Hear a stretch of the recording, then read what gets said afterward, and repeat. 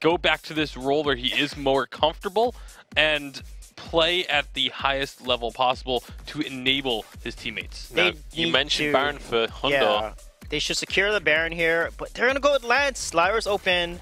A lot of people. Baron is good against Lance, so this is a very interesting draft. Lance actually was not picked a lot in all of the other games that we saw earlier today. He wasn't picked at all or banned. So it's interesting to see that why they're prioritizing Lance here when Arden has been more of a priority for Europe in general in terms of the meta. So I think Dynasty here, I don't think they want to play Lyra into Lance, so they potentially could go with Arden here. But Baron's open. Baron is extremely good into Lance, and with a Lyra, Baron Lyra is going to be extremely strong together. And not only that, but taking Baron just takes it away from G2, who is, Hundor last season, we always talked about his Baron was so incredibly good. It's one of his best heroes, but it's not being prioritized, which is just a head-scratcher. You have to wonder whether it's just a matter of Baron is so permanently banned that players don't really want to play because they're maybe out of practice. Yeah, that could be the case too. They're going to ban in the second phase, which is smart because they needed to. Now Dynasty is going to probably pick up the Vox here, I'm assuming.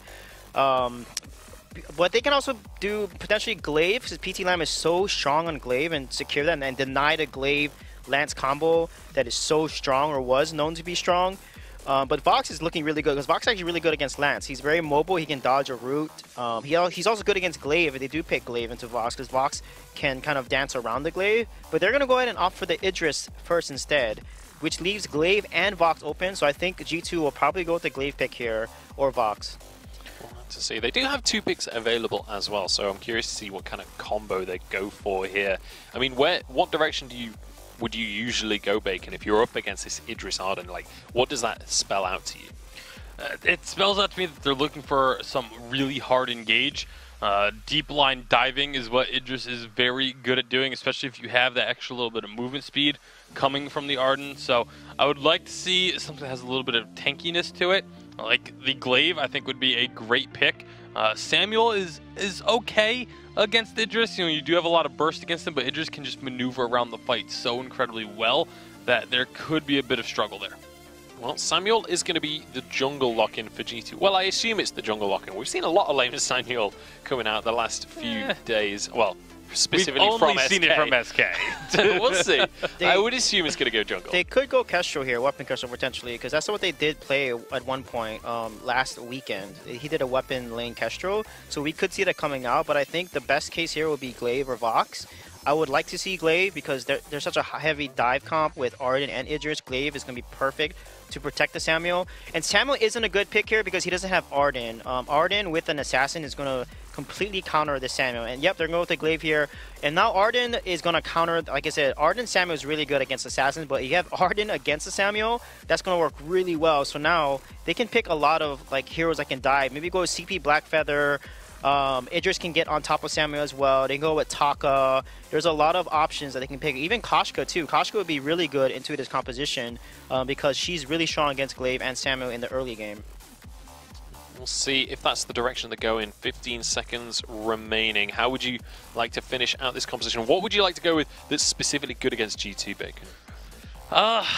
There's a few options. Actually, Koshka would not have been one that I would have said just from the Samuel and Glaive on the opposition side, but they're going to definitely looking to be extremely aggressive. Yeah. Both of these heroes being heavy assassin. Yeah, type. something that works with their comp rather than against the G2 comp. Yeah, I can definitely see that. So looking at the final compositions then, it's looking like a very aggressive game coming out from Dynasty. Yeah, I like Dynasty's draft. Like I said, Arden is so good into Samuel with Koshka, with Idris. 2 heroes that just get on him and just push him out the Drifting Dark and just explode him. As long as they keep focusing Samuel and explode him, they're going to win every fight. If they focus Glaive instead and let Samuel hit Malice and Verdict and they get that AoE damage on top of the melee, divers, then they're going to lose the fight. So I think as long as they focus Samuel, they're going to win every single fight. Easy.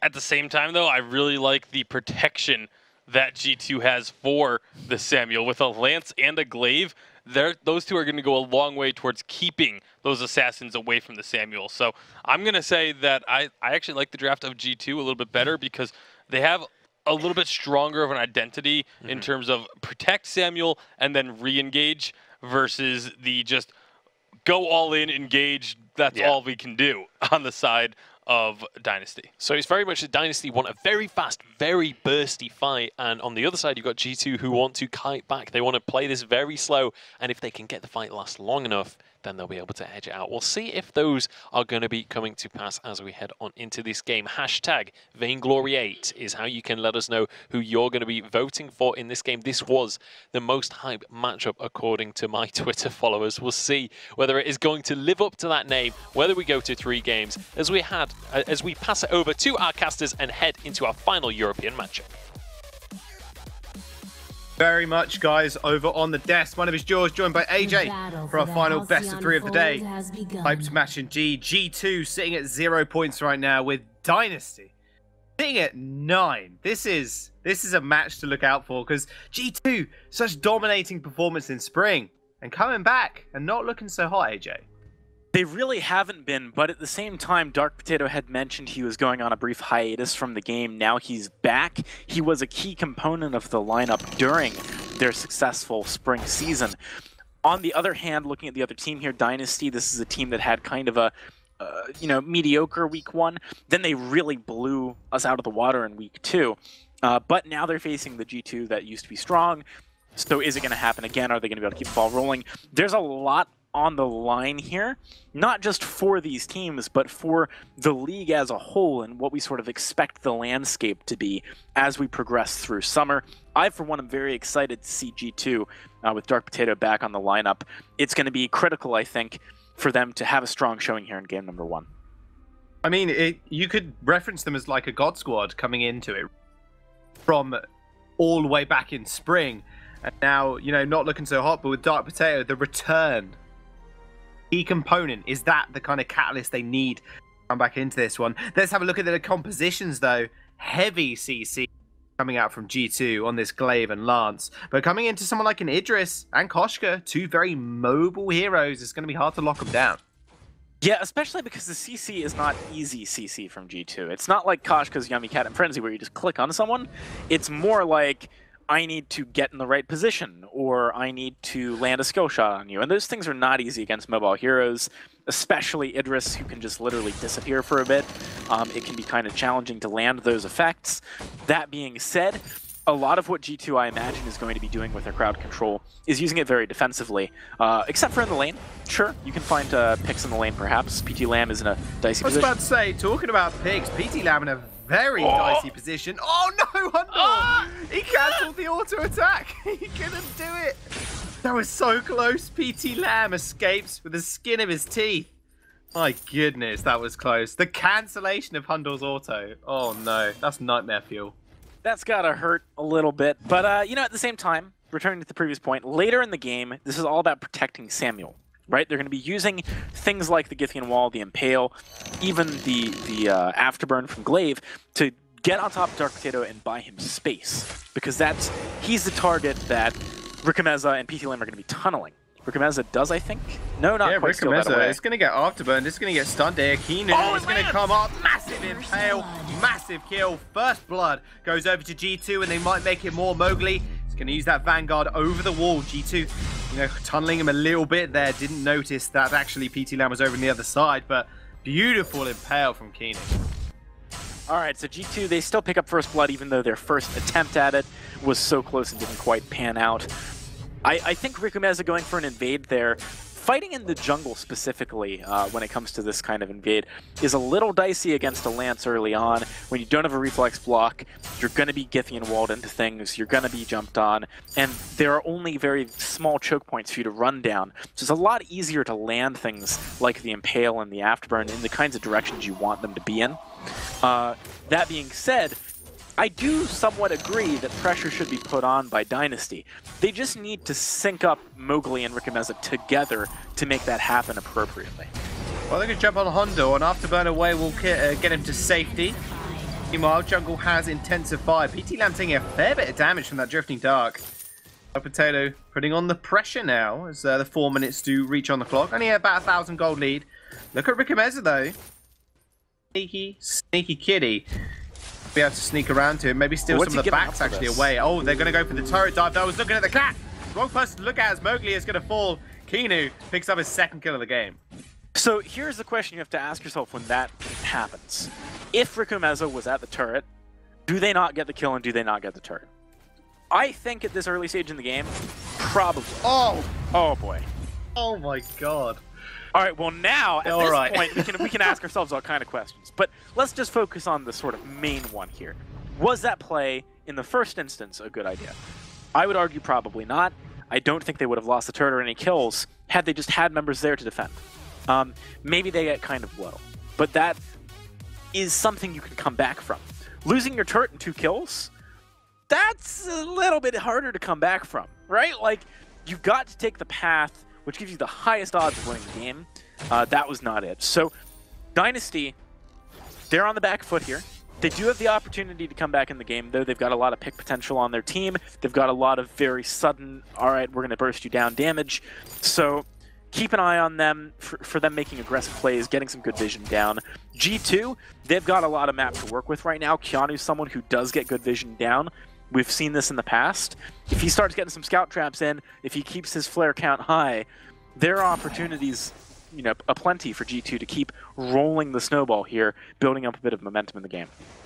I mean, that's it. The snowball is in effect right now, especially with the heavy CC composition. The amount of lockdown they do have and the Dark Potato follow-up is just absolutely immense. And that's what G2 kind of want to play around right now. Rikumeza has hit the level 6 mark, however, so something big is about to happen if he does want to engage with that Yummy Candidate Frenzy on the back line. If G2 go for this overextension, they are just now pushing into Dynasty's jungle. They're going to take some of their front camps away.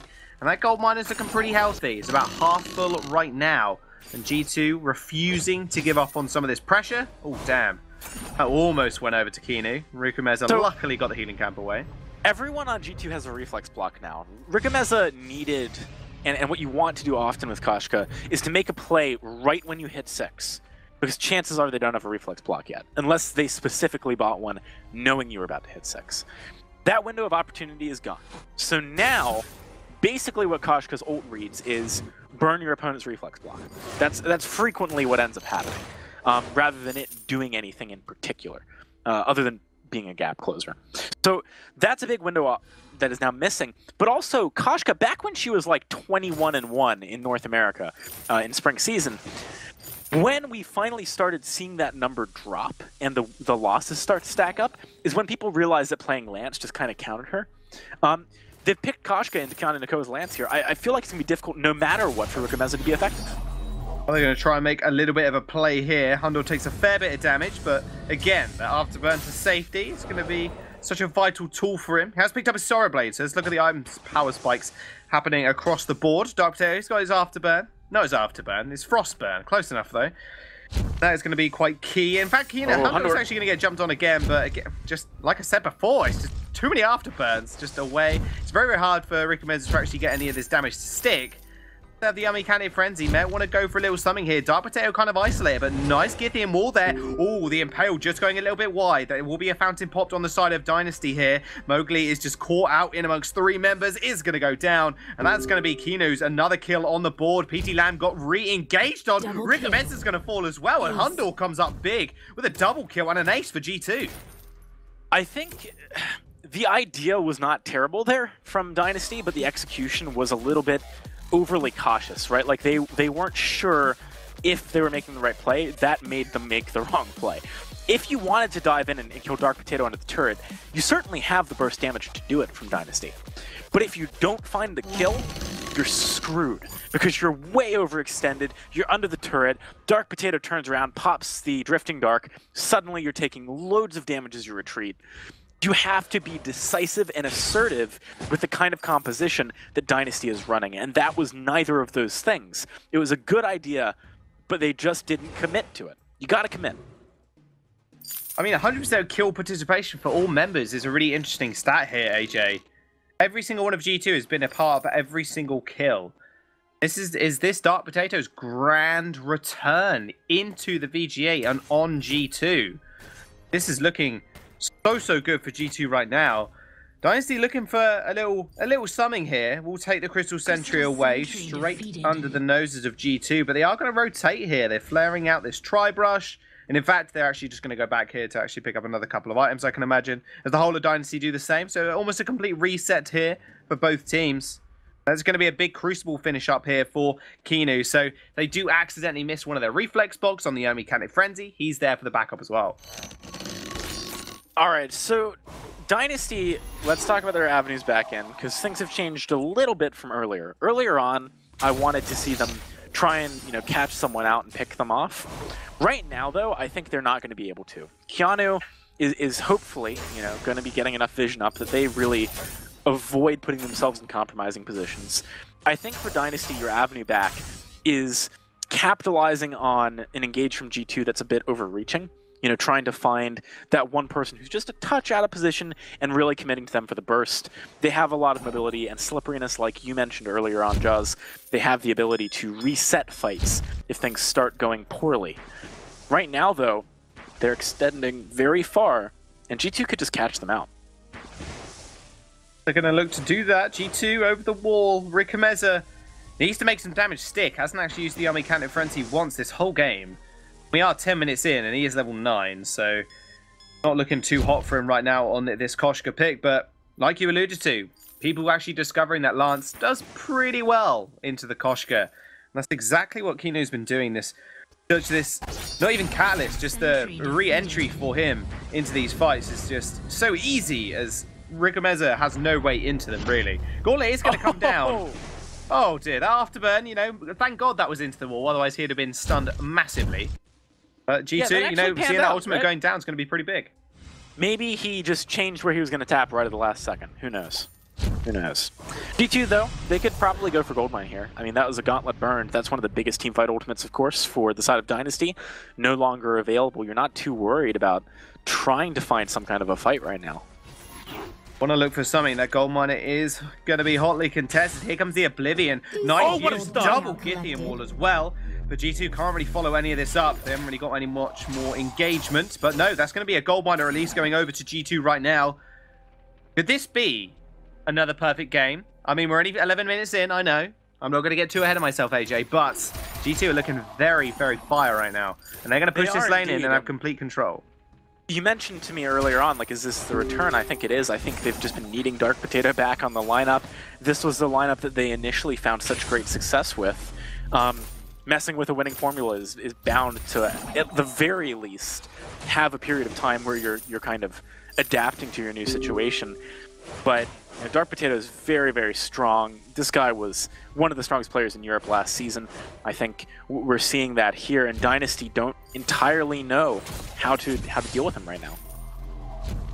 Koshka clearly isn't the answer right now. Kinu's just happily sitting there fending him off. Rikameza gets a little bit of his jungle, but you can see Dark Potato chunking down this tier 2 turret. They're only on about half HP. It's going to be a big problem for them now. The siege as well for G2 is pretty strong because they've got a lot of disengage potential as well. Not only have they got a little bit of poke. BT Lamb, yes, he's got the chakrams, but hasn't really been able to make anything work. He's got Sorrow Blade, he's got Poison Shear, maybe make something work now, but Dynasty, they're just getting pushed and shoved around. G2 taking complete control. They got the handlebars on this bicycle that is this game. They do indeed. I love your analogies, Jaws. They're always really interesting. Let's put it that way. All right, so G2. They have had to back away, though, because one thing that they don't want to do is overcommit. I mean, we mentioned it before. That's kind of how the counter-engage option pops up for Dynasty. And if they wanted that turret, what they would have had to have done is pop Drifting Dark so they could splash down the wave. If they do that, that is a huge green light for Dynasty to engage, because then, unless Dark Potato has popped it backwards, it's going the wrong direction for them to play the kite game that they want to play. So really, it's quite hard, and surprisingly hard perhaps, for G2 to actually push turrets, because they have to use their resources very differently depending on if they're going in or trying to kite.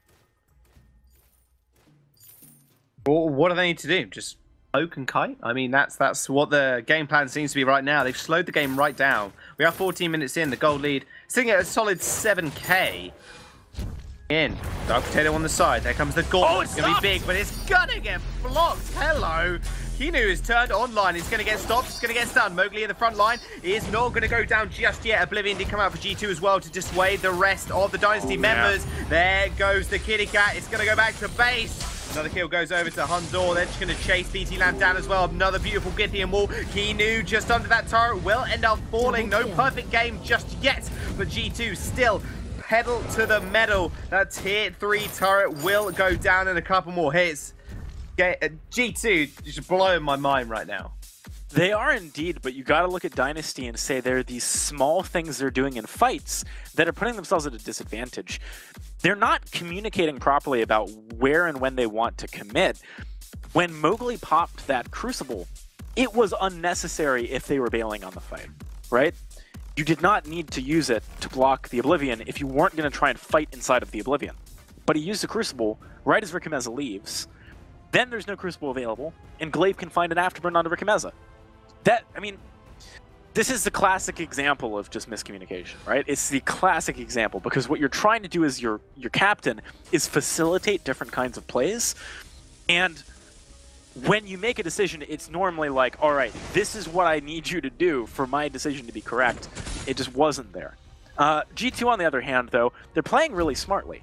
That time, they did commit with the Drifting Dark. The reason they did that is because Keanu Nakoa is in the perfect position to interrupt the Gauntlet. And that's what they needed to do in order to commit and also be able to disengage if things got out of hand. So, yeah, really strong stuff from G2. They look great this game, Joss. Absolutely. I mean, I'm a little bit disappointed, AJ. I'm not going to lie. Kinu kind of letting down the side a little bit with that one death. It could have been a perfect game, but needless to say, they are still looking good, like you said. Now, Dynasty, they need to find a way back in. As I've said before, for me, a perfect game is I have higher standards. You have to have perfect kill participation too. And Keanu has only got 6 KP out of 8. It wouldn't have been perfect anyway, Jeff. Oh my, that is 100% kill participation as well.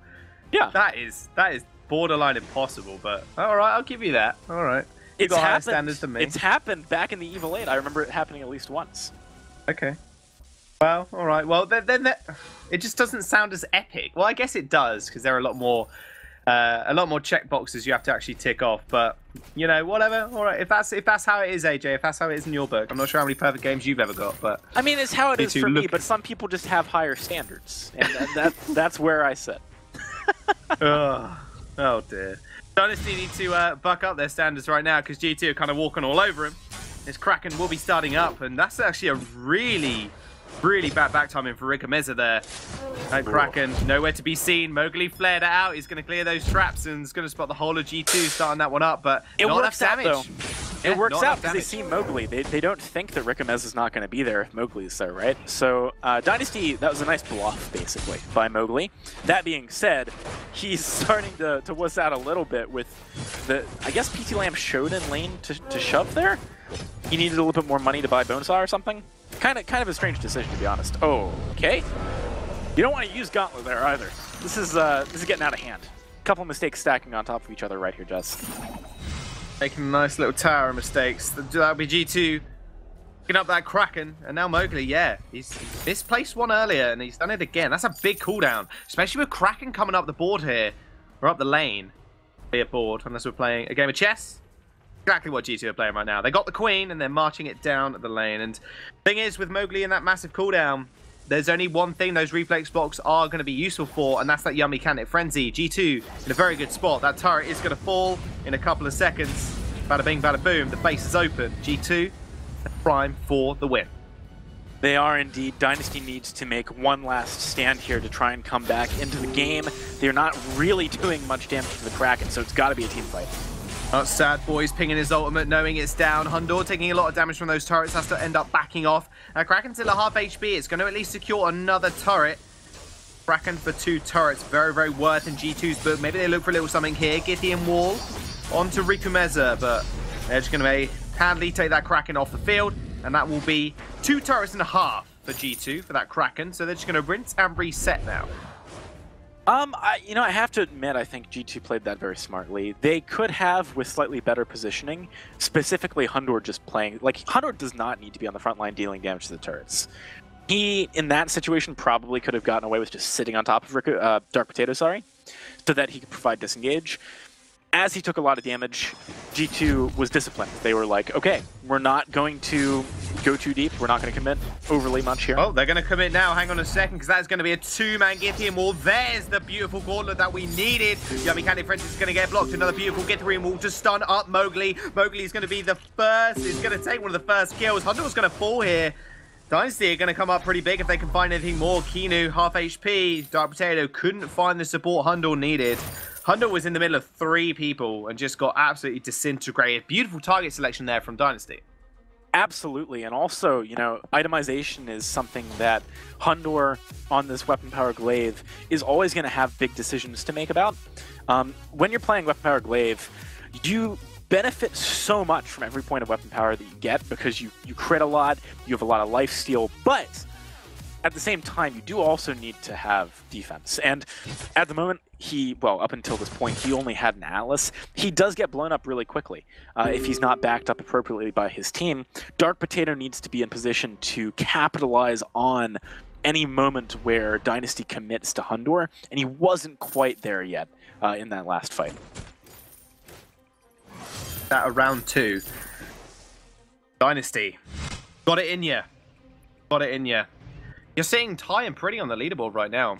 I mean, looking at the point standings, they have 9 points. They're very far behind Mouse, yes, but everybody else is.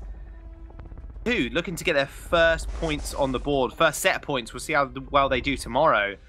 Thing is 0. This is really and truly Dark Potato's return into this game. The synergy coming out from this team, you can already tell they're much more comfortable when they've got their full roster.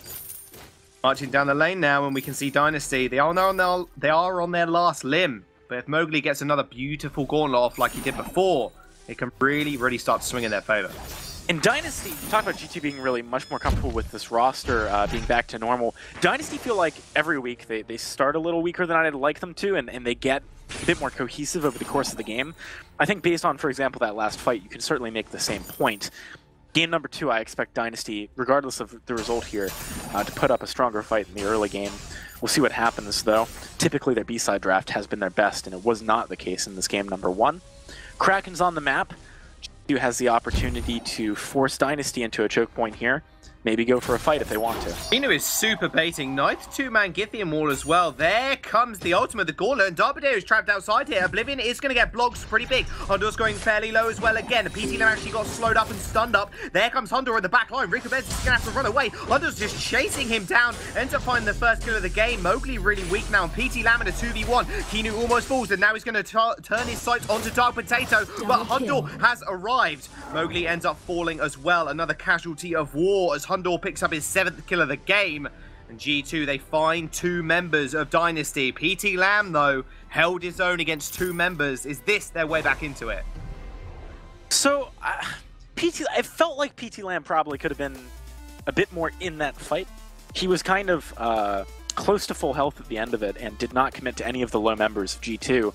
After Hundor burned Afterburn, PT Lam probably could have dived the back line or killed Hundor. One of those 2 options was not that challenging to execute on. Now that he's had to back up and the death timer is just so long at 22 minutes into the game, G2 finds a Kraken that I honestly think by rights they should not have found from that fight. This could be lights out for Dynasty, Jaws. I don't know if they have what it takes to defend when there's only 1 turret left on the map for them. It's not even a turret, AJ. It's half a turret. That's true. There's not much left of it, let's be fair. It's battered and bruised. Batteries are kind of falling out. It's kind of rusted, you know.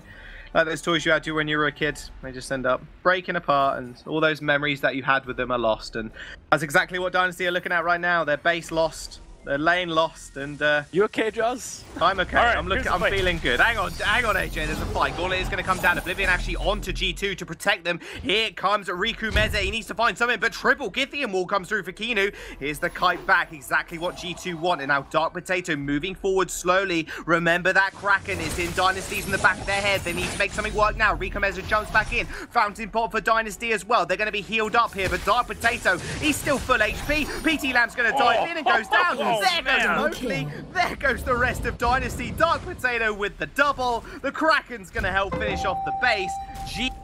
G2 will take game number 1 off Dynasty. Dark Potato coming back strong.